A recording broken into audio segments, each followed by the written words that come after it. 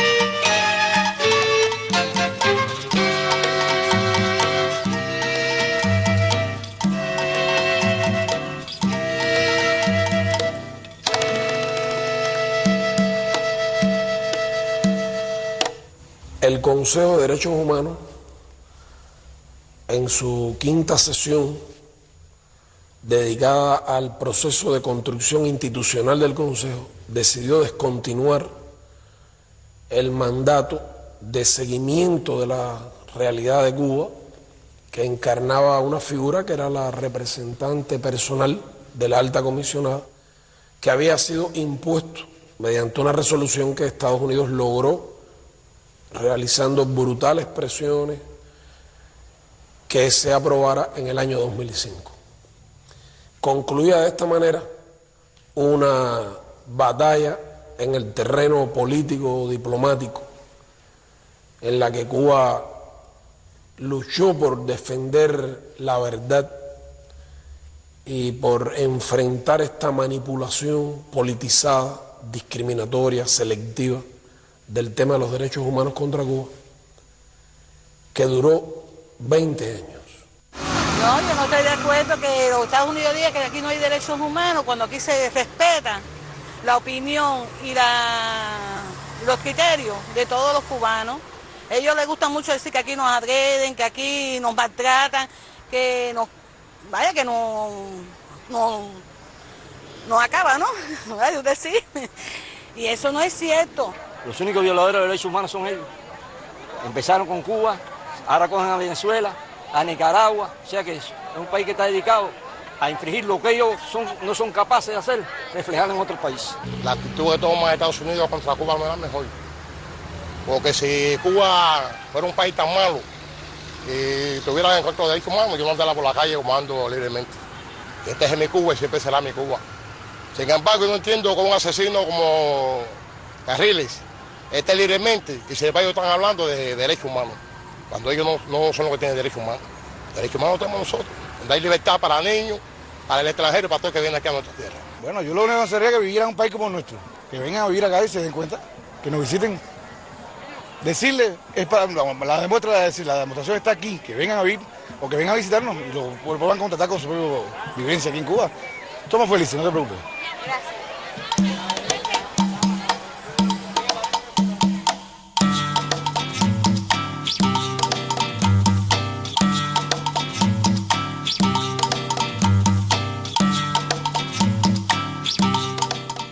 El concepto que tiene Cuba de los derechos humanos es el que está consagrado, digamos, en los instrumentos internacionales en esta materia. En el lenguaje de Naciones Unidas se habla de por lo menos 3 grandes grupos de derechos humanos: los derechos civiles y políticos, los económicos, sociales y culturales, y los que algunos llaman derechos de la tercera generación, donde está incluido el derecho a la paz, al desarrollo, a la protección del medio ambiente, etc. Son muchos los derechos, no es uno u otro que usted puede escoger. Hay derechos políticos, derechos civiles, derechos económicos, sociales, culturales. La doctrina de los países altamente desarrollados, encabezados por los Estados Unidos, es que los derechos civiles y políticos son exigibles, porque basta con que el Estado se inhiba de hacer determinadas cosas. No matar, no abrir la correspondencia, no torturar, etc. Pero los económicos, sociales y culturales dicen no son exigibles, porque requieren esfuerzos, allegar fondos, establecer medidas organizativas que no siempre se pueden conseguir. Nosotros creemos que esos derechos políticos existen, se protegen, se defienden, pero son inseparables de los derechos económicos, de los derechos sociales, de los derechos culturales. Y por lo tanto tenemos una concepción de la indivisibilidad de los derechos humanos. Yo he llegado a una conclusión, Carolina. Los derechos civiles y políticos se leen en el mundo desde una perspectiva patrimonial e individualista y egoísta. Nosotros plasmamos los derechos civiles y políticos desde una perspectiva de solidaridad humana, de humanismo y de fraternidad. Y entonces, al despojarlo de esas mezquindades del individualismo, pues algunos dicen, bueno, pero aquí no están todos los derechos, porque nosotros no defendemos un derecho individual contra las grandes necesidades sociales, sino todo lo contrario, la armonía de lo social y de lo individual. El principal derecho, que es el derecho a la vida que tienen los cubanos, no solo es una evidencia, sino que ha sido la voluntad de siempre de la revolución. Tanto que sea la voluntad política. Nuestros errores incluso han sido en el empeño de querer que la gente viva y tenga sobre todo el derecho a vivir. Te pudiera decir que todos los derechos que tenemos, que nosotros hemos alcanzado, los hemos alcanzado gracias a la revolución. Derecho es tener derecho a ir a la escuela, tener derecho a una carrera universitaria, tener derecho a hacerme un profesional sin que mi padre tenga dinero para pagarme estudios. La primera garantía del ejercicio real de los derechos humanos en el país no está en el sistema judicial, está en el sistema económico, político y social del país, que garantiza, como conoces, desde los derechos fundamentales de primera generación hasta el resto de los derechos de la manera más amplia. Puede haber burocracia, puede haber funcionarios imbéciles, los hay, puede haber arbitrariedades, puede haber injusticias, las hay, como en todas partes. De todo hay en el reino del Señor, se dice bíblicamente. Pero hay una voluntad política de que esas cosas sean enmendadas. Y yo diría que más que andar con una bocina, ¿no?, vociferando que se tienen y que se cumplen los derechos y acusando a los demás, lo que hay es que demostrar en la práctica cómo acontece la protección efectiva de los derechos humanos de las personas en uno y otro lugar.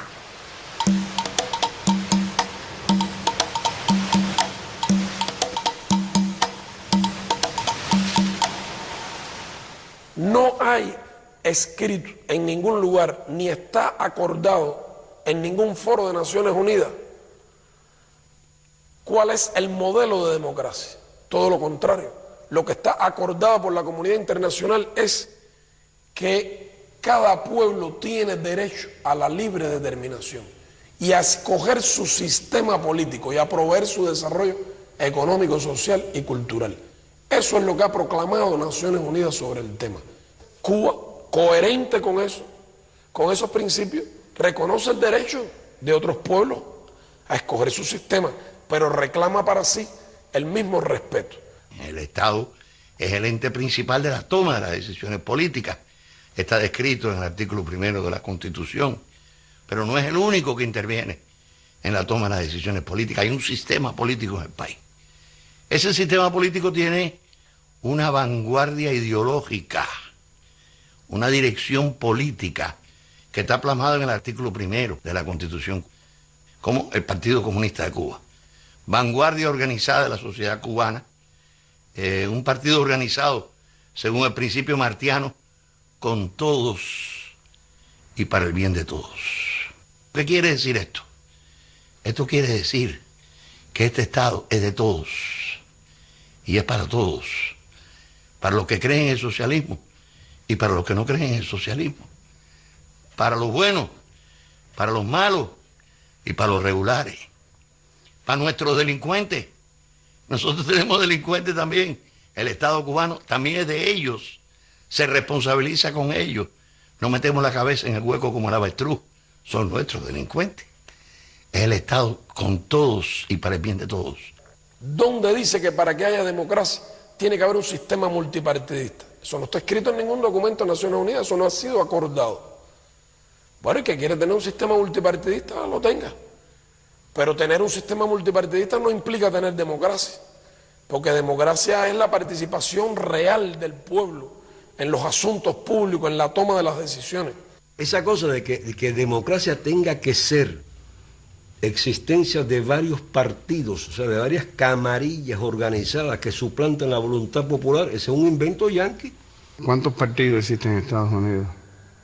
Dice Michael Moore que en Estados Unidos debieran unirse el Partido Demócrata y el Partido Republicano, que representan el 20% de la sociedad y es el que gobierna en ese país. El sistema norteamericano es la negación de la democracia, la negación de la participación de la gente en el gobierno. Yo creo que es engañoso a veces ese falso pluralismo, ¿no? Porque cuando tú ves, hay muchos partidos, pero una sola clase ejerciendo todos los poderes. También se habla de la división de poderes, pero todos esos poderes que supuestamente están divididos los tienen las personas que pertenecen a la misma clase. En el caso de Cuba, que haya un solo partido que reúna, que sume a todos los patriotas, no es un invento nuestro, lo inventó José Martí. Lo creó en 1892. Martí plantea que el Partido Revolucionario Cubano era el pueblo cubano para de alguna forma unida lograr la independencia de Cuba. Y esa unidad que era necesaria para alcanzar la independencia de España a finales del siglo XIX es la misma unidad que es necesaria para enfrentar precisamente la política de Estados Unidos contra Cuba. Entonces, ese partido es el que ha conducido este país hasta aquí, y solo cesará ese partido cuando este pueblo no esté de acuerdo con él. Pero este pueblo ha elegido vivir con ese solo partido y vivir bajo el socialismo. Eso es una realidad. Cuando este pueblo decida que no sea así, lo cambiará.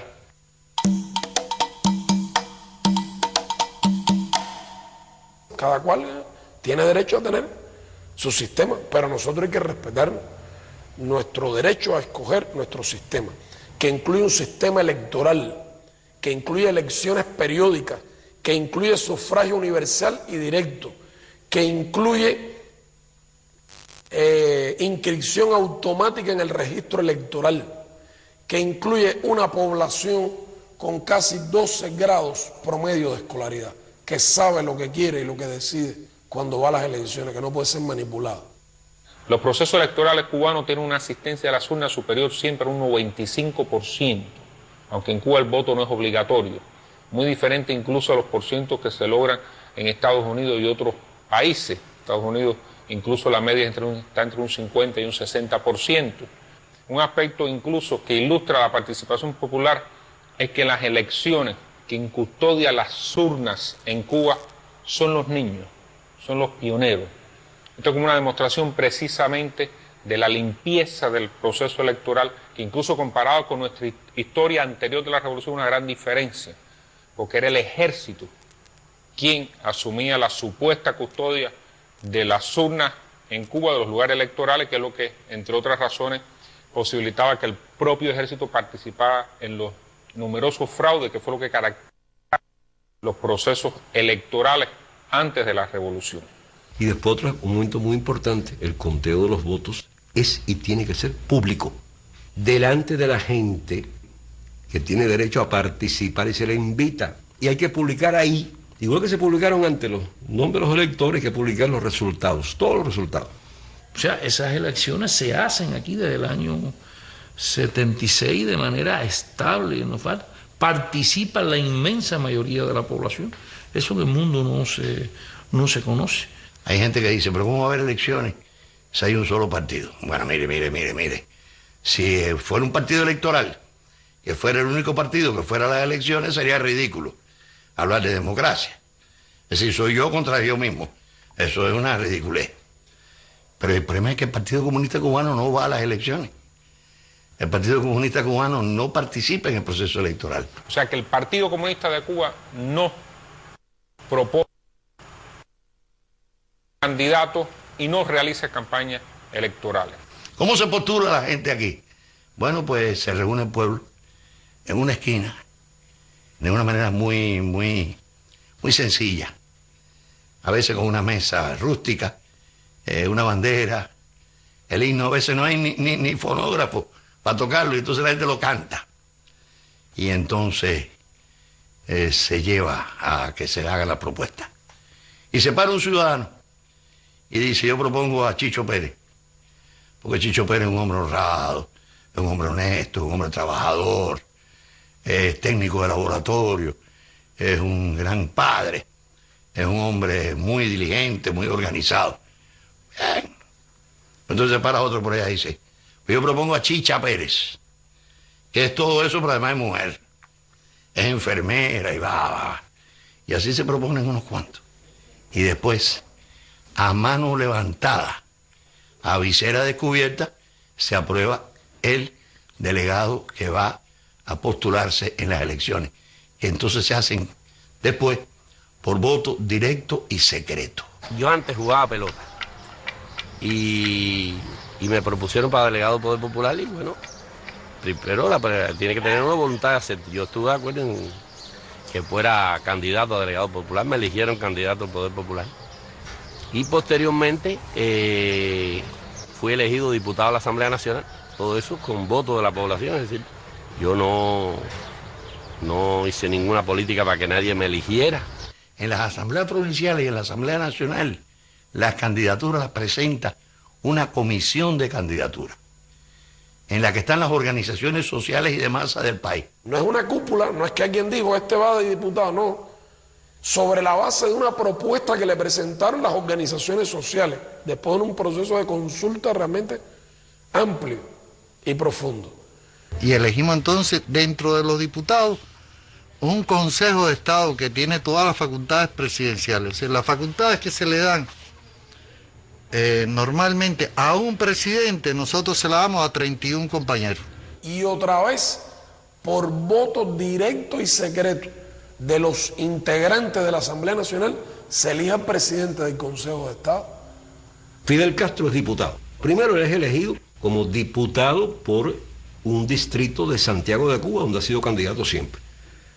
Entonces, a ese diputado se le encarga la formación del gobierno, exactamente igual que ocurrió con el diputado Tony Blair cuando asumió el premierato en Inglaterra.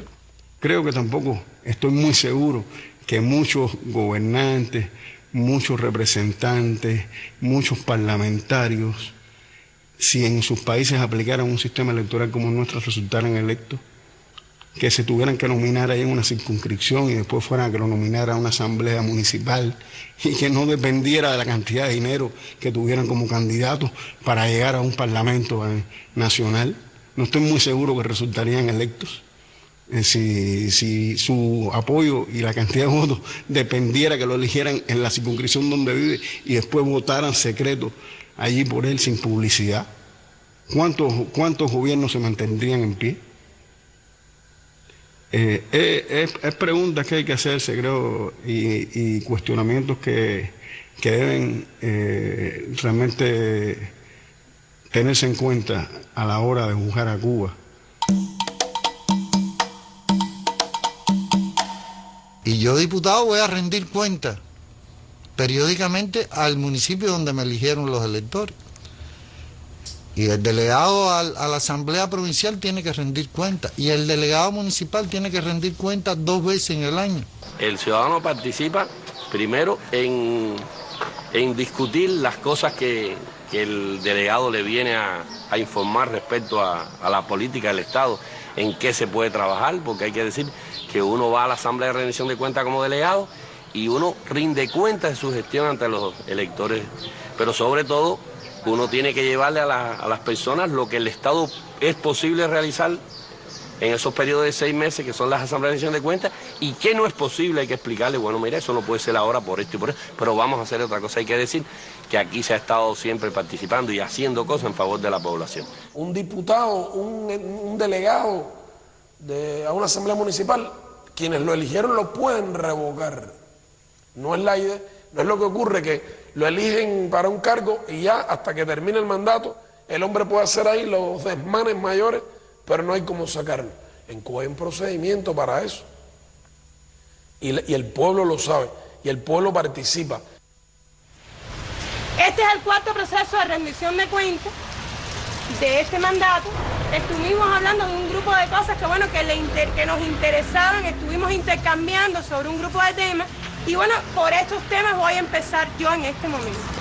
La asamblea son a nivel de una cantidad de electores que están alrededor de 40, 60, 120.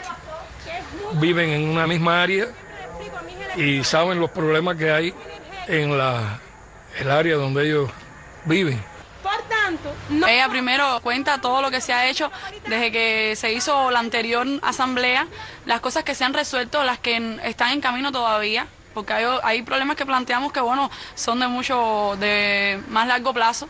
Y bueno, nosotros plantear nuevamente los que estén todavía, los problemas que todavía hay y otros nuevos. Han habido algunas dificultades en algunos lugares que hemos detectado, incluso indisciplina de los trabajadores comunales. Cuando hay un problema, por ejemplo, de la empresa eléctrica, se convoca por la delegada al director de la electricidad. Tiene que venir aquí a darle una explicación o una solución al problema.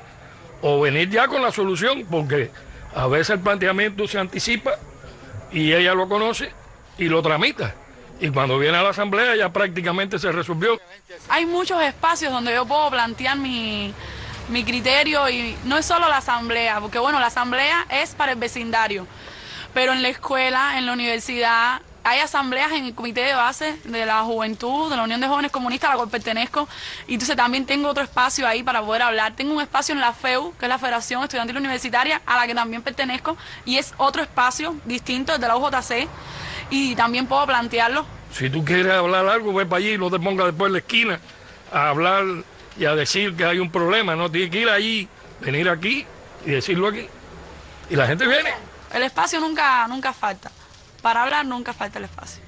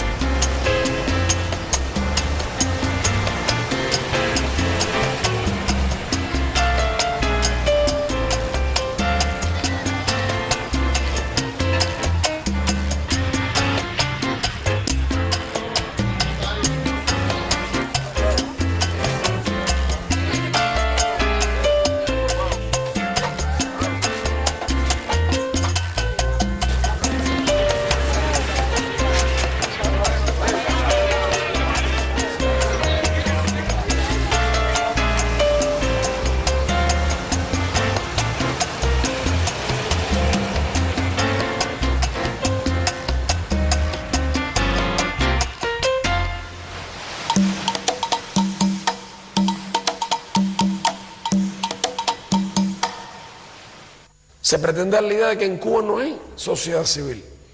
Ahora, por ejemplo, hay una sociedad civil en Cuba que integra más de 2.000 organizaciones no gubernamentales y organizaciones sociales. Algunas tienen millones de miembros. Las hay de corte científico, religioso, de protección del medio ambiente, fraternales, de médicos, de profesionales, de arquitectos, más de 2.000. Los cubanos hemos construido una sociedad en que sistemáticamente las bases políticas de esa sociedad están participando, están cuestionando mediante organizaciones como los sindicatos, las organizaciones estudiantiles, sometiendo a crítica a los que ejercen el poder en cada uno de esos lugares. Es verdad que para hacer democracia verdadera, es decir, para hacer pluralismo político, que no es pluripartidismo, hay que tener la capacidad de oír a todos, de entender a todos, de discutir con todos. Y eso es algo que el Partido Cubano cuida y vigila, que pese a que no hay pluripartidismo, haya pluralismo político. Recientemente tuvimos un debate sobre los problemas de cultura-turismo. Si alguien piensa que ahí había una unanimidad total y que todos estábamos de acuerdo, estábamos siguiendo una línea partidaria, bueno, esa es una de las razones por las cuales normalmente el enemigo se equivoca muchas veces y tira para donde no es. Tiran para donde no es porque suponen que hay como una especie de bloque monolítico, un pensamiento único establecido que tiene que ver con una disciplina partidaria. Y entonces, imagínate tú, entre artistas, ahí en mi comisión está Cacho, uno de los grandes pintores cubanos. Lo más iconoclasta que se puede uno imaginar, lo menos parecido a una persona que sería capaz de seguir una disciplina partidaria. Silvio Rodríguez, miembro del Parlamento, igual, una persona de una tremenda capacidad intelectual, de una claridad de pensamiento y una persona amorosísima. Tampoco militante del partido. Bueno, imagínate cuando se reúnen todos estos artistas con compañeros que atienden el área cultural, digamos, del turismo. Los encontronazos son tremendos. Las personas, los artistas, los intelectuales dentro del conglomerado del país tienen sus derechos, crean, escriben, polemizan, discrepan. Yo creo que además es muy saludable que una sociedad haya opiniones discrepantes. Yo no creo en la unanimidad. Yo creo que es saludable en cualquier colectivo humano que hayan diferentes puntos de vista y que con respeto y sobre una base constructiva puedan discutir para llegar a una alternativa mejor. Es decir, hay mucha gente con mucho pensamiento, incluso de variaciones dentro de nuestra sociedad, incluso dentro de nuestro socialismo. El primero es Fidel. Donde radica ese criterio de que hay una especie de bloque monolítico es en el hecho de que sí, no solo los parlamentarios, sino el país en general, una mayoría aplastante de la población siente que no va a volver al pasado y que no sería justo volver al pasado y no quiere volver al pasado, lo cual no quiere decir que tenga que estar de acuerdo con todo lo que está pasando ahora y que piense que el futuro, todo el mundo piensa que el futuro va por la misma canalita.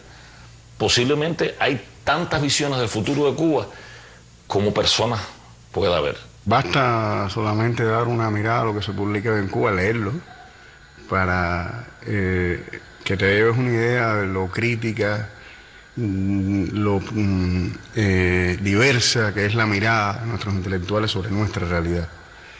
No es una novela rosa lo que escriben los intelectuales cubanos sobre la Cuba de hoy. El cubano es, y la revolución ha enseñado también a la gente a ser crítica. La gente a veces dice, no, los cubanos que critican mucho a la sociedad. Claro, si la revolución ha enseñado eso, a criticar su sociedad, a tratar de verla con ojo crítico para que se perfeccione, para que se renueve, para que sea más parecida a lo que sueña la gente, a las aspiraciones del pueblo. Y eso es parte de lo que tú ves, no solo en esos espacios, sino en la calle, en cualquier lugar donde uno está. A la gente nuestra, lo primero que se hizo para darle verdadera libertad de expresión fue enseñarlo a leer y escribir. Aquí había prácticamente casi 1 millón de analfabetos al triunfo de la revolución y otra cifra importantísima de semianalfabetos. Fidel dice, no le decimos al pueblo cree, le decimos lee. O sea, la idea de que tú no puedes ejercer ningún acto democrático, ni votar, ni hacer política si no tienes cultura. Al crear el acceso a la educación universal, la revolución puso en manos de los escritores cubanos un público masivo.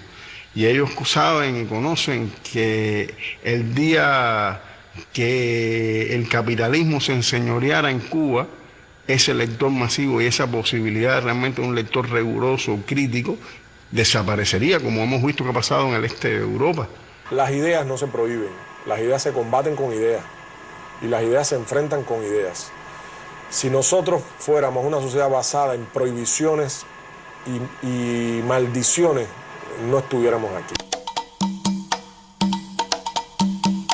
Libertad y prensa. Habría que pensar bien en qué es el concepto de libertad y de qué prensa estamos hablando. Creo que son términos que han sido muy manoseados, muy manipulados. a los cuales se les ha puesto contenidos que nada tienen que ver con la realidad. No puede haber libertad de prensa donde reina el capital, donde reina el mercado, donde cada vez hay una mayor concentración del poder económico y del poder político. 4 agencias aquí en América Latina, 4 agencias, son las que emiten 90 de cada 100 palabras que se emiten. Yo me maravillo a veces cuando veo algunas noticias de esa prensa tan libre que no le puede decir terrorista a un hombre como Posada Carril, le tiene que decirle anticastrista. Es tan libre que no puede usar las palabras adecuadas. Ese no es un terrorista, ese es un militante anticastrista. No existe un solo periódico, no existe una agencia de prensa sola que le pueda decir terrorista a esa persona. Tienen un problema serio con los diccionarios, con la semántica, tienen un problema serio con el significado de las palabras, ¿no? Igual que han convertido la guerra en sinónimo de terrorismo y el terrorismo en sinónimo de guerra. La guerra de los poderosos es guerra, la guerra de los pobres es terrorismo. Son libres para decir mentiras, libres para decir infamia. Tienen una total libertad para la infamia. En nuestra patria la prensa no es una propiedad privada de nadie en particular.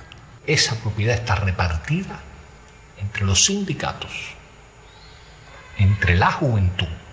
Posiblemente tú tuvieras en el periódico Juventud Rebelde, ese es el periódico de los jóvenes cubanos. El partido tiene también su periódico, las mujeres tienen su periódico, los científicos tienen su periódico, los estudiantes tienen su periódico. Es decir, la propiedad aquí está bien repartida. Cuando los del norte y toda la mafia norteamericana empezaron a preparar maletas pensando que esto se derrumbaba y pensando que íbamos a cerrar la sociedad nuestra más, como ellos dicen, que la cerramos más, no, todo lo contrario. Nosotros abrimos más emisoras de radio, que en aquel momento teníamos 55, hoy te puedo decir que tenemos 90 emisoras de radio. Si en aquel momento nosotros transmitíamos alrededor de 350.000 horas, hoy transmitimos casi 600.000 horas de radio al año. Si en aquel momento teníamos solo 2 canales de televisión y 6 canales territoriales, hoy tenemos 49 en total, 4 canales nacionales, 1 canal internacional, 1 emisora de radio internacional. Y en toda la provincia, que tenemos 14 y un municipio especial, hay un canal de televisión. Y ahora estamos desarrollando los telecentros a nivel, o sea, los canales a nivel de municipios. ¿Para qué es eso? Para limitar la libertad de expresión, para limitar la libertad de prensa. No es para ampliar la libertad de expresión, es para llegarla a las grandes masas para que tengan la posibilidad de expresarse en la radio y en la televisión.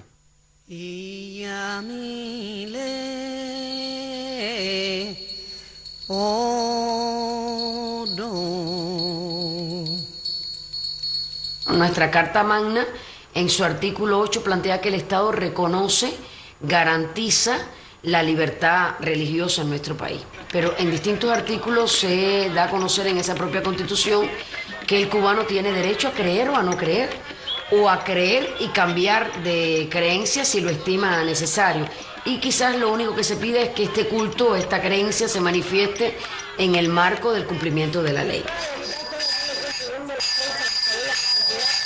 En el 91 fue enmendada la Constitución, se recuperó la concepción del Estado laico cubano y se garantizó al mínimo detalle la igualdad de todo nuestro pueblo.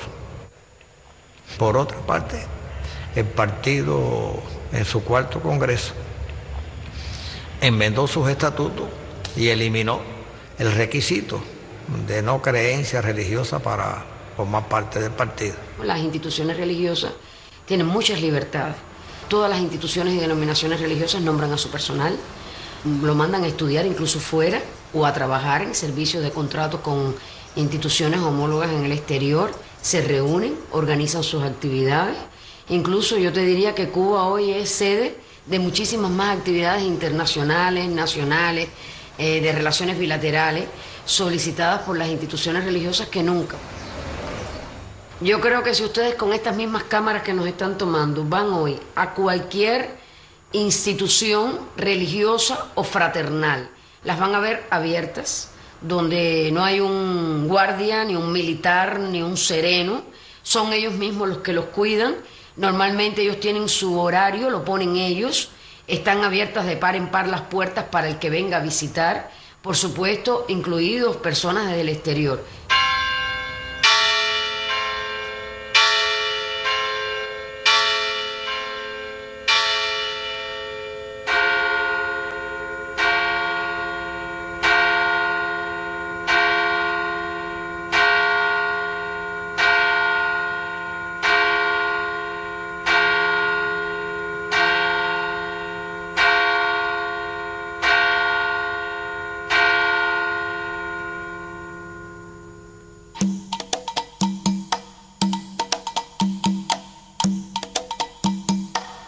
Estados Unidos también convirtió el tema migratorio en un terreno para la batalla contra Cuba, contra la revolución cubana.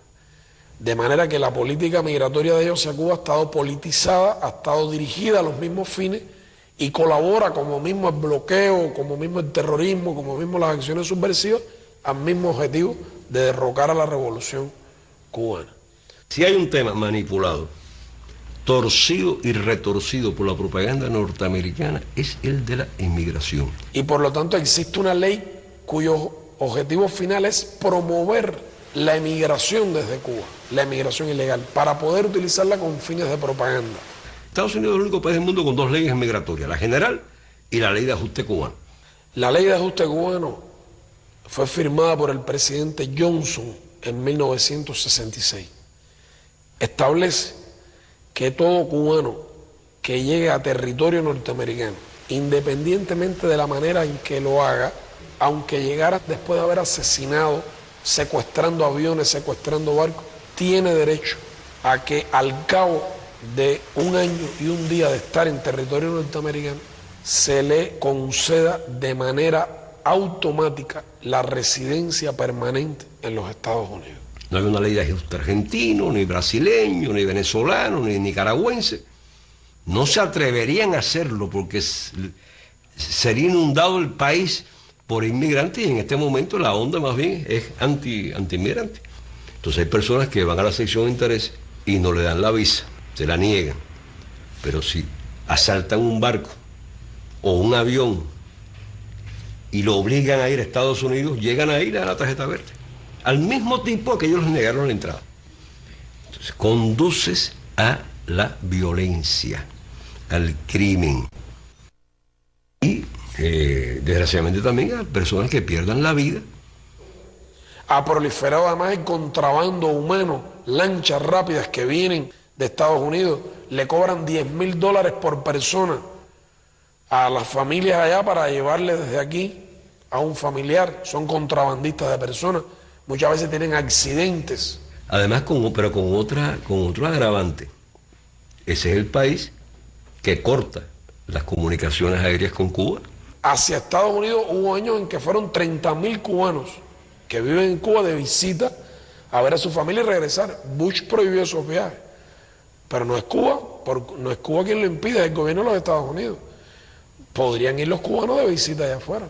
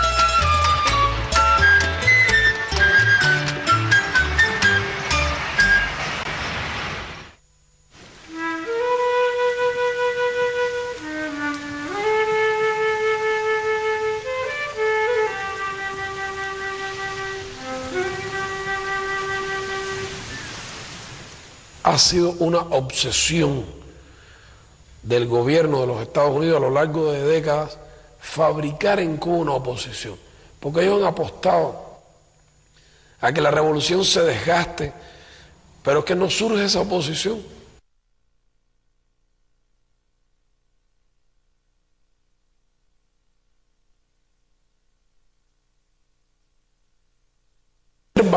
No ha cometido esos errores que le hubieran hecho perder el apoyo del pueblo, por un lado.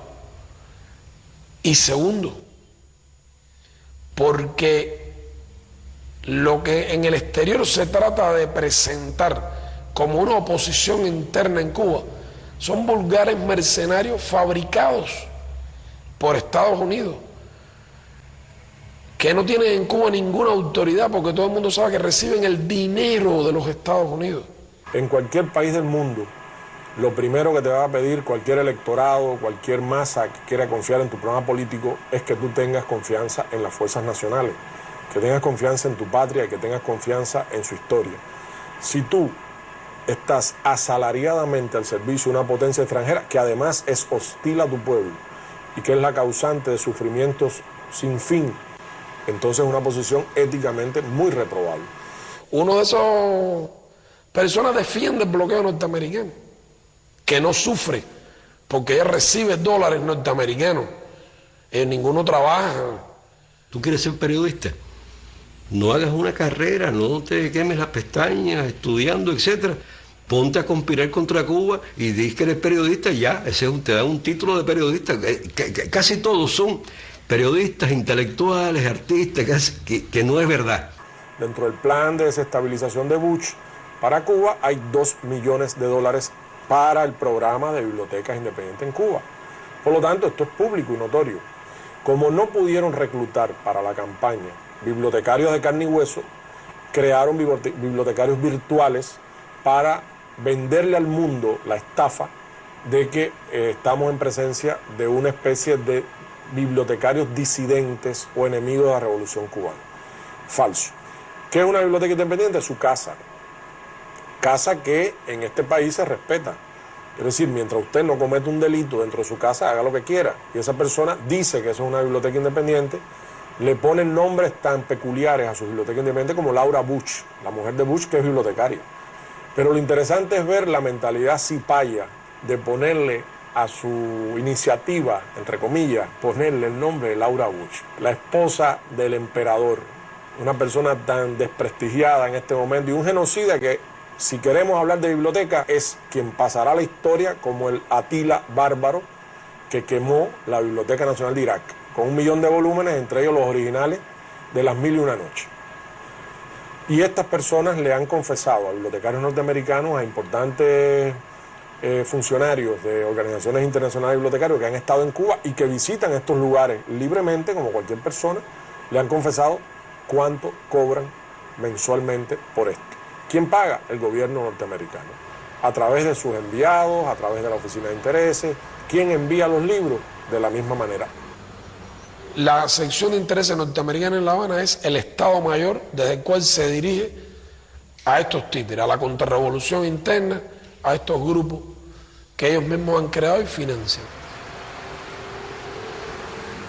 El gobierno de los Estados Unidos dedica cuantiosos recursos a la subversión contra Cuba. Este dinero no es solo el que se aprueba en el Congreso y aparece en el presupuesto, también están los recursos que utilizan los servicios especiales, la Agencia Central de Inteligencia, que no aparece claramente explicado en el presupuesto nacional. Ese dinero, como regla, se le entrega a organizaciones contrarrevolucionarias de origen cubano que están en Miami.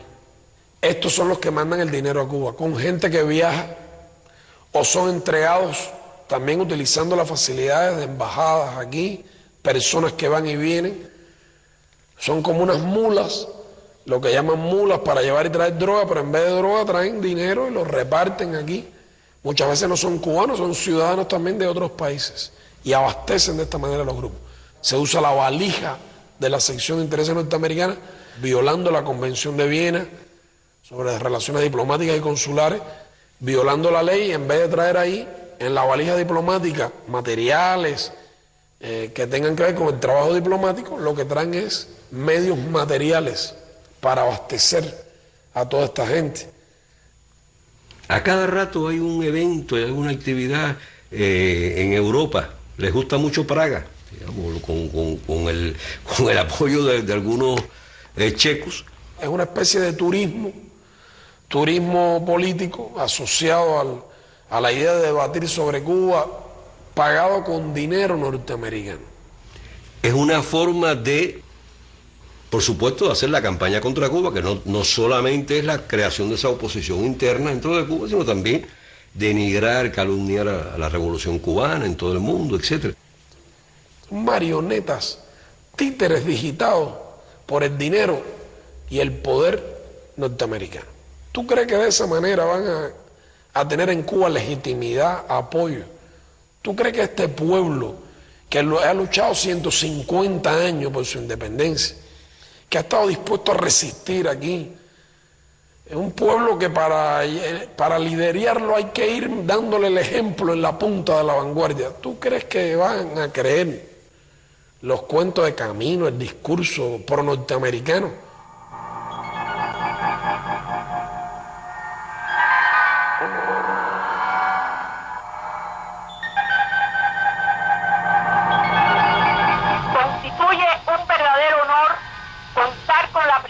De diplomáticos extranjeros acreditados en nuestra patria, de otros huéspedes distinguidos que nos han honrado al concurrir a este evento.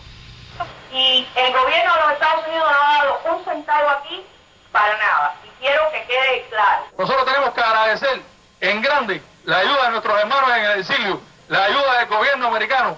Esto ha sido posible gracias a ellos, gracias a que nos han ayudado para poder sufrir todos los gastos de nuestros hermanos y todo el local que se encuentra aquí. Nosotros agradecemos la colaboración que nos han brindado la prensa extranjera, la cooperación de la Oficina de Intereses. Eso tenemos que agradecerlo mucho, la participación del hermano del señor Kenzo. Y el gobierno de los Estados Unidos no ha dado un centavo aquí para nada, y quiero que quede claro las palabras del señor presidente de los Estados Unidos hacia nosotros. Tengo el siguiente mensaje para los que se congregan hoy para protestar por la represión en Cuba. Durante su lucha por la libertad de su país, el pueblo de los Estados Unidos está de su lado. En toda Cuba, muchos de ustedes toman la decisión de salir de la sombra de la represión. Ayudamos a las organizaciones a proteger a los disidentes y promover los derechos humanos. Trabajamos para garantizar que el pueblo de Cuba oiga la voz clara de la verdad por medio de Radio y TV Martí. Y estamos trabajando para evitar que el régimen represivo se aproveche de las divisas de los turistas y los envíos a cubanos. No aguardamos por el Día de la Libertad de Cuba. Trabajamos para el Día de la Libertad de Cuba. Cuba será libre pronto. Gracias. Y que Dios los bendiga.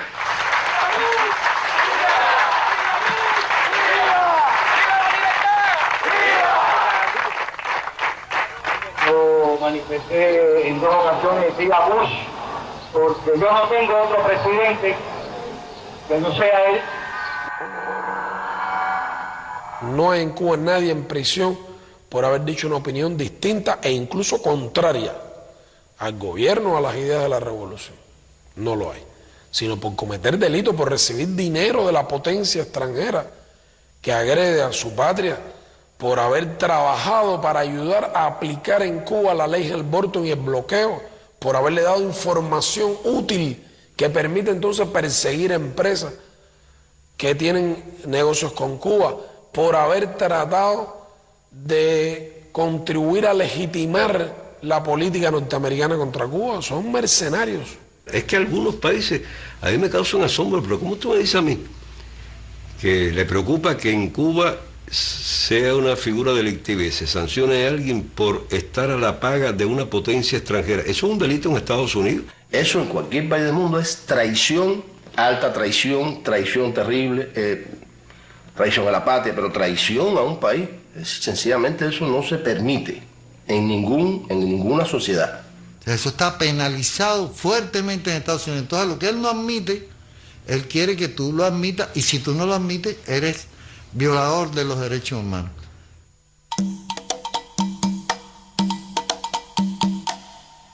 Presos políticos sí son los 5 jóvenes cubanos que están en cárceles norteamericanas en estos momentos.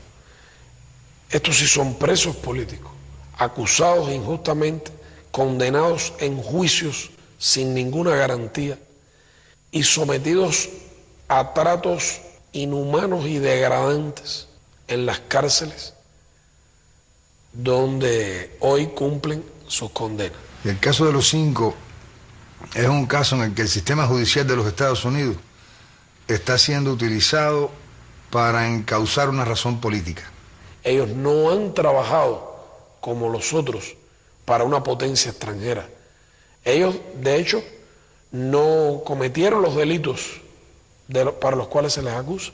Y el hecho es que ellos nunca tocaron a nadie, ni tocaron un bien, ni lastimaron a una persona, o sea, simplemente se dedicaban a informar. Sacrificaron sus vidas y las de sus familias para tratar de contribuir a que nuestro pueblo pudiera tener la información que permitiera evitar, prevenir y protegernos de los actos de terrorismo que de manera continua y creciente durante más de 4 décadas se lanzaron desde Estados Unidos, muchas veces con la tolerancia, el financiamiento y la organización del gobierno de los Estados Unidos, y otras veces con su apoyo directo. Los 5 tuvieron en sus manos la libertad, lo que las renunciaron. Porque para salir en libertad lo que tenían que hacer era hacer un acuerdo con el gobierno de los Estados Unidos. Y lo que tenían que decir era que ellos estaban en los Estados Unidos conspirando contra los Estados Unidos. Y eso no es verdad. Lo que pasa es que si ellos claudicaban y firmaban el acuerdo, se convertían en lanzas en vez de en escudos. Ellos se fueron para allá de escudos, no de lanzas. Y entonces la culpabilidad de ellos, ese reconocimiento falso, iba a implicar un disparo contra Cuba. Porque entonces Cuba era un país interesado en conspirar contra los Estados Unidos. Cuba es una amenaza para los Estados Unidos. Después de eso ya todo el mundo sabe lo que viene. Se les condena y se les mantiene en prisión para castigar nuestra resistencia.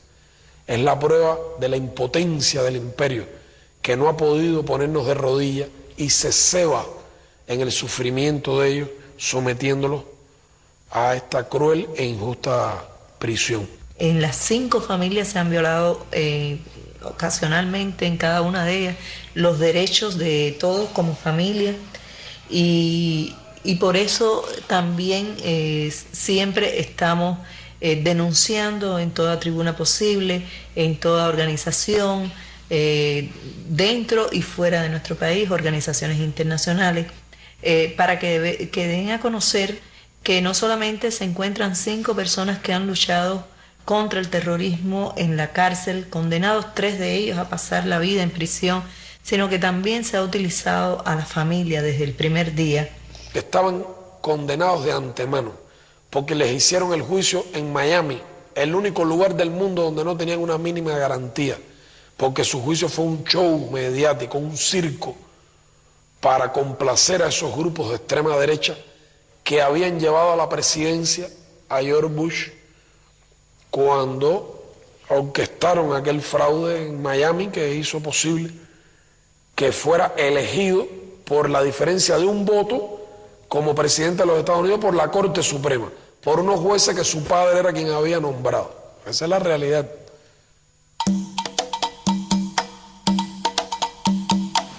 Es conocido que en Miami se refugia desde el triunfo de la revolución personas que han querido destruir el proceso revolucionario, donde resaltan 2 personas, Orlando Bosch y Posada Carril, realmente asesinos por naturaleza. Estando en una fiesta, Posada Carril manifiesta: ahora vamos a volar un avión cubano, y Orlando tiene los detalles. Hay un oficial del FBI que informa al gobierno norteamericano sobre la manifestación de Posada Carriles y el gobierno norteamericano no alertó a Cuba sobre los hechos. Aquí Silver Cubana 455, requested immediately, ¡Cierre la puerta, cierre la puerta! Cubana 455, the answer emergency, west, on standby. Eso es peor. Pégate abajo, Fabio, pégate abajo.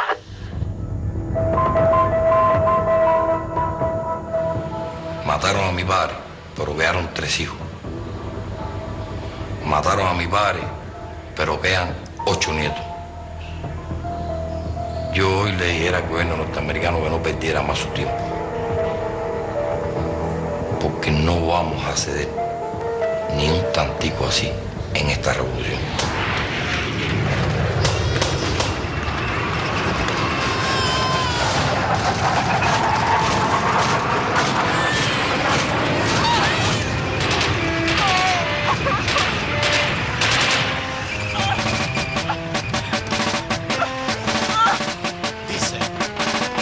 Hace tiempo que estoy viendo que este mundo está patas para arriba. La gente paga con su sangre el precio de la vida. Los niños lloran porque el hambriento no tiene salida y mueren bajo el fuego de la tierra prometida. Los ricos dividiendo a cañonazos el planeta con la supremacía blanca punta de escopeta, atacando bastiones, religiones y profetas en nombre de una paz con metralleta. Y están televisando lo que pasa, están llevando el odio a los rincones de tu casa. Están haciendo un show con el abuso y la matanza. Están midiendo el rating criminal de la venganza. Ahora que el mundo ha cambiado, que los asesinos quieren a la gente. Ahora que están atacando a los niños con bombas más inteligentes. Ahora que corre la sangre en nombre de la paz. Ahora que hay fuego amigo. Ahora que dice la fe que todos los pobres somos enemigos. Di que no, que no. La guerra no puede seguir. Di que no, que no. Los niños no deben morir. Di que no, que no. No la guerra, hermano, juntando nuestras manos, soñemos con el porvenir. Yo pensé que era Nintendo aquello que yo estaba viendo en la pantalla de mi panda. La gente estaba muriendo, vi un indigente llorando y un presidente mintiendo. La guerra comenzando, vi par de bombas cayendo, continentes protestando, policías reprimiendo, la bolsa tambaleando y el petróleo va subiendo. Vi un terrorista gozando y 5 jóvenes sufriendo. Todo un pueblo luchando, pero otro pueblo muriendo. Vi los ojos de aquel niño que las tropas han matado por estar en el momento y el lugar equivocado. Di que no, y ponte en 3 y 2 con toda esa gente que quieren llenar el tanque sacrificando inocentes. Di que no, porque el chamaco tuyo puede ser el que salió en primera plana esta mañana muerto de bala. Di que no, la guerra no puede seguir. Di que no, que no. Los niños no deben morir. Di que no, que no. No la guerra, hermano, juntando nuestras manos, soñemos con el porvenir. Di que no, que no. Di que no, que no. Di que no, que no.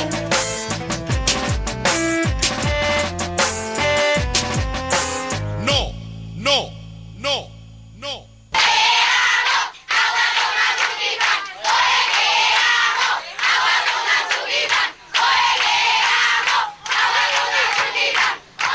El enemigo apuesta a la idea de que las generaciones que vienen detrás de la generación que hizo la revolución la van a lograr corromper, engañar, dividir, se van a cansar, no van a tener la misma fortaleza de espíritu para seguir sacrificándose con tal de defender esos ideales. Y yo te digo que se van a coger el dedo con la puerta, se van a equivocar, se equivocan si subestiman el enorme nivel de apoyo que las ideas de la revolución tienen en las generaciones más jóvenes de nuestro país. ¿Qué están haciendo los jóvenes en Cuba? Están construyendo una sociedad nueva. Y estamos convocados a hacerlo por la dirección histórica de la revolución, que ha confiado en los jóvenes las transformaciones sociales más importantes que se están produciendo en el país.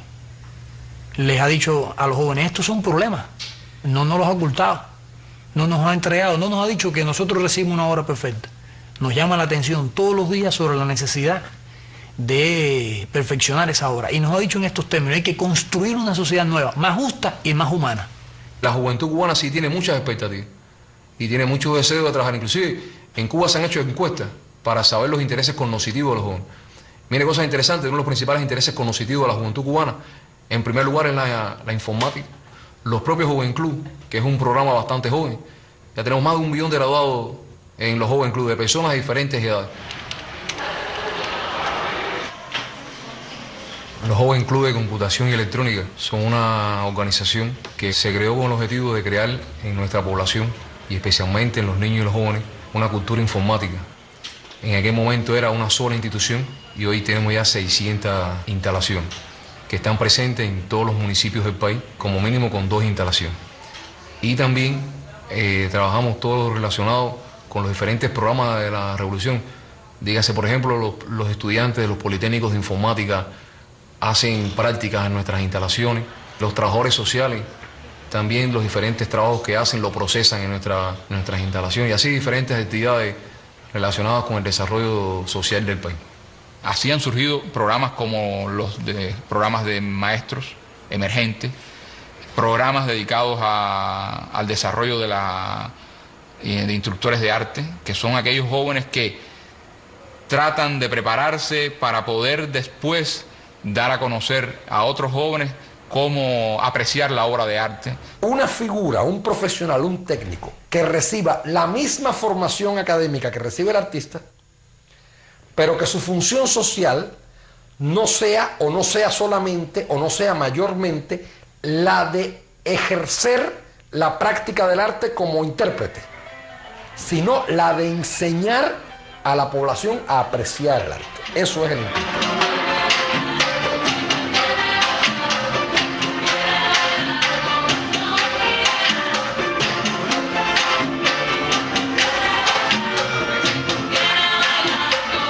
Hay 15 escuelas de instructores, una en cada provincia, una en la Isla de la Juventud. Es el mismo concepto, en cualquier lugar se puedan formar. Las 15 escuelas de instructores tienen una matrícula de 16.000 estudiantes. Se están graduando 4.000 instructores por año. O sea, se garantiza, y cada vez más, el libre o relativamente fácil acceso a los bienes, un amplio acceso a los servicios y sobre todo un acceso masivo al conocimiento, a la apreciación. Y de esas mismas, pudiéramos decir, bases, parte entonces el acceso a la práctica artística, de manera que cada persona tenga la oportunidad.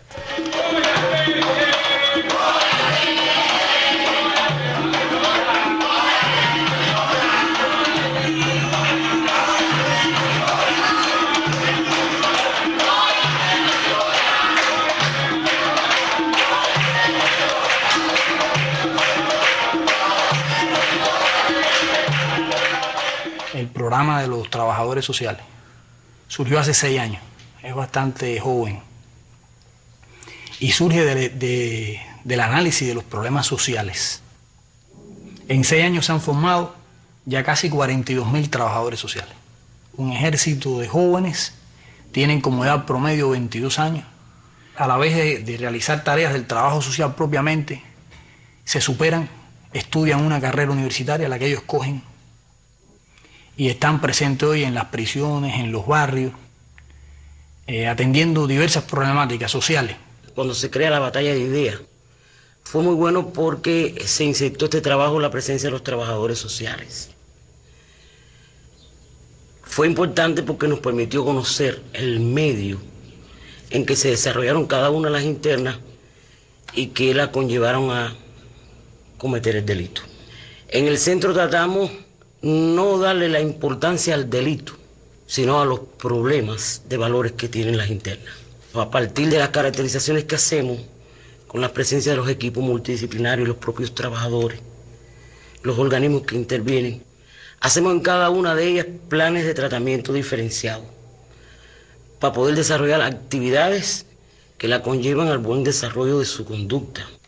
Día tras día se buscan soluciones para cada día humanizar más el tratamiento de nuestras prisiones, para mejorar la vida dentro del establecimiento, para que no se vean estos centros como centros oscuros, como recibimos en 1959, donde prevalecía la tortura, maltrato. Y aquí está la verdad, se le puede hacer la pregunta a cualquier interna. Aquí maltratos no hay. Tenemos una convivencia normal, independientemente del delito que hayamos cometido, todos estamos conscientes, cuando se comete un delito, tenemos que pagarnos a la sociedad. Debo decirle sinceramente que cuando tuve este percance en mi vida me asusté muchísimo porque tenía unas ideas, la que tiene todo el mundo que no ha pasado por esto, y cuando llegué aquí realmente me ha asombrado muchísimo porque me siento tranquila, me siento segura. No recibo maltrato ni de los oficiales que nos atienden, ni de mis compañeras, que son mucho más parecidas a todas las personas que veía en la calle que lo que yo me figuraba. Vaya, no puedo decir que me siento como son las comodidades de mi casa. Pero bueno, son bastante aceptables porque yo estoy recluida y lo necesario para convivir, aquí adentro lo tengo. Aquí es donde ellas pernoctan. Además, en cada uno de los destacamentos está la presencia de un televisor que no tiene horario, es hasta que termine la programación que se da por este medio, ¿no? O sea que no hay un rigor para eso, un horario para eso. En el destacamento también está en la oficina del jefe el teléfono, que aunque tiene su programación, bueno, tienen acceso directamente a él. Aparte de los beneficios que agrupan nuestra base reglamentaria, nosotros tenemos que los primeros beneficios que recibe el recluso es el tránsito por el régimen en los establecimientos penitenciarios. Él tiene beneficio estando en la prisión a la libertad condicional, tiene beneficio al cambio de medida por el decreto 3013, tiene beneficio a una libertad extrapenal en caso de que sea un enfermo, como otros beneficios que ya se cumplimentan dentro del establecimiento penitenciario. Ellos tienen el derecho a la visita, en dependencia del régimen en el que se encuentre. Allí tienen derecho a trabajar, se les da la posibilidad de que estudien, de que se superen a sí mismos. El salario que devengan como parte del trabajo que hacen en las prisiones, pues es parte de lo que ellos mismos le entregan a su familia. Abogamos porque la mayoría de los reclusos trabajen. Por ejemplo, aquí hay internas que son del régimen de mínima severidad. Ellas son las que preparan toda la producción que se va a hacer en el otro taller. Llevan mucho tiempo trabajando acá en la fábrica, que desde aquí se confeccionan las necesidades que tengan todas las prisiones. Trabajamos con las civiles y trabajamos también con las reclusas, pero la comunicación es muy... O sea, nos llevamos muy bien. Otro de los beneficios importantes que se le da es la salud y la atención. Se le da la atención estomatológica. Este es un hospital que surge en el año 76, ubicado dentro de una unidad penitenciaria de máxima seguridad, que desde su inicio aparece con una misión importante, es decir, brindar la asistencia médica y estomatológica especializada a todos los reclusos de la nación. Es decir, nosotros tenemos 12 salas de hospitalización, una unidad quirúrgica con 3 salones de operaciones con muy buenas condiciones, con una sala de recuperación y una terapia intensiva de 12 camas. Se trabaja con mucha profundidad en el PAMI, un programa materno-infantil que funciona con ayuda de salud provincial con muy buenos resultados. ¿Cómo funciona el programa Educa a tu Hijo? Bueno, especialistas en la materia preparan a monitoras, como en este caso, personas que están recluidas aquí, pero que tienen cierta preparación en cultura física y que estamos dispuestas en todos los sentidos a ayudar como madres al fin también a las embarazadas, a los niños, y entonces nos preparan en una serie de actividades para que después nosotras se las demos a esas madres y puedan entonces así ejercer influencia sobre el desarrollo de su hijo. Aquí nos tratan muy bien y a los niños también. Nos enseñan cómo preparar a un niño en los primeros meses de su vida, ¿no? En el tiempo que vamos a estar aquí, de 0 a 1 año, y nos tratan bastante bien. Nosotros nos hacen todo, nos lavan todo, nos traen la comida de los bebitos, la leche, los bebitos que toman leche. Nosotros no simplemente tenemos que cuidarlos y atender a los bebés, que en casa hay que hacerlo todo. Pero no, nos pasamos todo el día con los bebitos. Nos dan actividades con los bebitos también. Bueno, al gordito le hacen ejercicio, lo mueven, le ponen objetos para ver si él lo sigue con la vista. Y así, ejercicio, sus cosas, ¿no? Cada 15 días tienen su consulta con la doctora. Lo atienden muy bien, están pendientes si tiene un catarrito, si tiene cualquier cosa. Con los niños no tenemos quejas de ningún tipo. Yo pienso que ellos están muy bien tratados. Mira, no ves qué gordito. Cuando se estudia por dentro quiénes van a parar a las prisiones y vemos como la causa fundamental es los problemas sociales, las desigualdades, que falla la educación. Y entonces nos hemos planteado en serio ese asunto. Y para que sean universidades realmente, donde se aprenda, donde se eduque. El Ministerio de Educación tiene una escuela en nuestro centro, una escuela que se llama Batalla de Ideas, y tiene 12 profesores que hacen vida aquí constante, diario, como un trabajador más civil de educación. En el empeño de convertir este establecimiento en una verdadera escuela, nosotros, los trabajadores de educación, luego prestamos un servicio especializado en el sentido de que la aspiración de que se transforme el estudiante aquí en todas sus potencialidades se haga realidad. Hemos tenido en nuestro centro mujeres analfabetas que han logrado elevar su nivel en nuestro centro, y esto nos ha servido de mucho porque nos unimos. No vemos el centro separado de la sociedad, sino que tiene que ir avanzando igual que la sociedad. Lo otro que estamos haciendo hoy como parte de la universidad es la formación de enfermeros reclusos emergentes. Es decir, le damos la posibilidad a los reclusos que en el tiempo que van a estar recluidos, darle la posibilidad de que estén 2 años con nosotros haciendo la especialidad. Una primera especialidad que se hace en 1 año, en el término de 1 año salen como enfermeros básicos y en un segundo año terminan como enfermeros técnicos. Es decir, se le da esa posibilidad y son reclusos que después al final tienen la posibilidad de incorporarse al sistema de salud pública cubano. Mis experiencias dentro de este curso de enfermería son grandes, son positivas, ya que he tenido la oportunidad, en primer lugar, de aprovechar mi tiempo dentro del estado en que me encuentro recluido.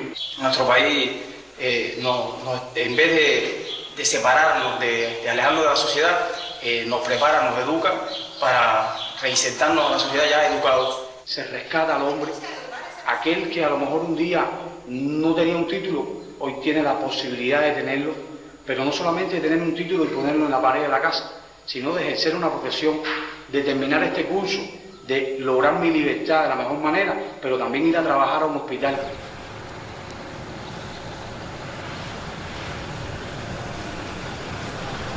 Le habla el mayor Alejandro Valdés Pozo, director del Centro Experimental de Jóvenes de San Francisco de Paula, proyecto que inicia sus acciones en octubre del 2001 con la idea de transformar el tratamiento que hasta en ese momento se venía realizando con la población penal joven. Se hacen grupos más pequeños de trabajo individualizado, se potencia el trabajo educativo, se rompen los esquemas tradicionales de reja, candado y el tradicional uniforme. Estas son las oficinas de los jefes de grupo y educadores, que bueno, donde ellos llenan todos los papeles de nosotros, los expedientes y demás. Seguidamente a las oficinas están los cubículos, los primeros cubículos del dormitorio, donde estamos ubicados por grupo, por nivel escolar, y aquí donde vivimos, donde dormimos, donde tenemos nuestras pertenencias, o sea, donde realizamos las actividades dentro del dormitorio. En la calle yo pensaba de otra manera, al cual desde que aquí ya no pienso de esa manera que pensaba en la calle. Eran las fiestas, las cosas, las muchachitas, divirtuados de muchas cosas que aquí me han enseñado. Realmente ser disciplinado, honesto, honestidad, la cultura que he adquirido en el centro de San Francisco de Paula.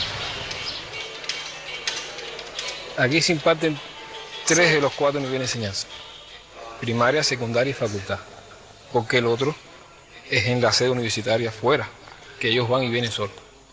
Tenemos la posibilidad de salir del centro, nos vestimos de civil, nos cambiamos la ropa y vamos solos, llegamos hasta la calzada, vamos a la parada, cogemos el transporte y nos y vamos hasta el Cotorro. Cotorro vamos y entramos a la universidad. Esperamos el horario de clase. Los profesores ya entran para adentro y entramos ya. Y empezamos las clases. Cuando concluyen las clases en la universidad, que sería siendo 8 de la noche, regresamos a nuestro centro de nuevo. Esperamos la boda, a veces nos tomamos un refresco en la esquina, nos montamos y venimos para acá. En este centro la idea es que toda la semana tengan un acercamiento con la familia.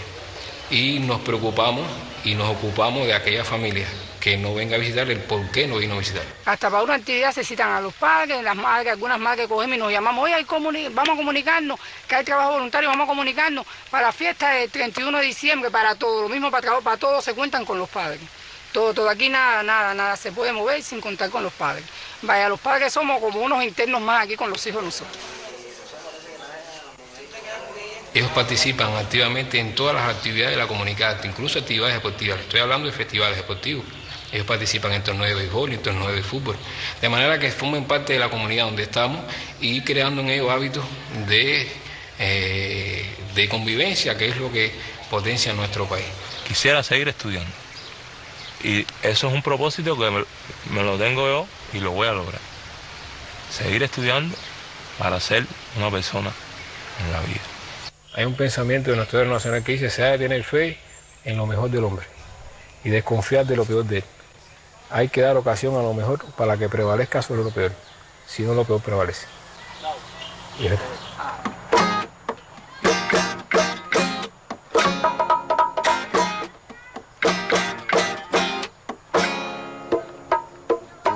dijo que es una utopía volver a empezar.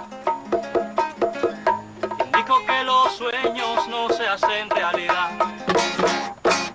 Hay quien habla de cambios, pero no de verdad. Y yo sé de un lugar para cambiar, para soñar. Esto es San Francisco, una nueva escuela, echando para adelante con la batalla de ideas. Fidel es nuestro guía, echando esta trinchera. Y llevo mi uniforme en el azul de mi bandera. Nadie podrá detener esta escuela de hombres nuevos, creada por Fidel. Nadie podrá detener esta escuela de hombres nuevos, creada por Fidel. Y voy ganando la partida, mientras la historia se descorre de mi piel. Y voy construyendo otra vida sobre el cimiento y las ideas de Fidel, de Fidel, que me dio la oportunidad de ver en mí lo que es verdad, que hizo el sueño realidad. Porque esta escuela es mucho más, por eso nadie la podrá detener. Por eso todos cantarán otra vez. Nadie podrá detener al pueblo mío que creyó en lo que yo podía hacer. Nadie podrá detener al hombre nuevo con sus manos de crear y de vengar. Nadie podrá detener la escuela de hombres nuevos creada por Fidel.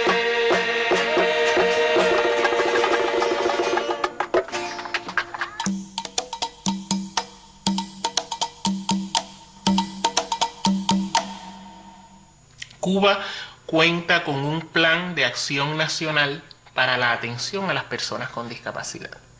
En el año 87, con 18 años, me buscaron en mi propia casa a través del Ministerio de Trabajo y Seguridad Social y las asociaciones, y me dieron un empleo en un taller de discapacitados. Llevé 20 años de servicio en la empresa. Actualmente estoy en el grupo de dirección de actividades en la Casa de Cultura. Es decir, trabajo con los grupos de aficionados, trabajo con la música.